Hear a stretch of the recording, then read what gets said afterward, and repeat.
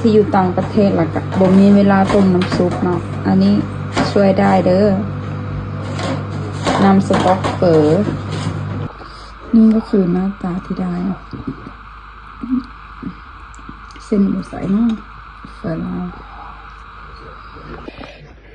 มาเดินกินเฝอ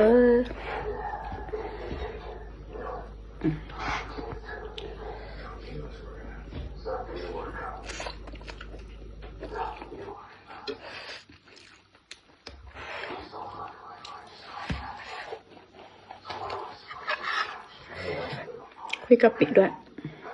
แซ่บแห้ง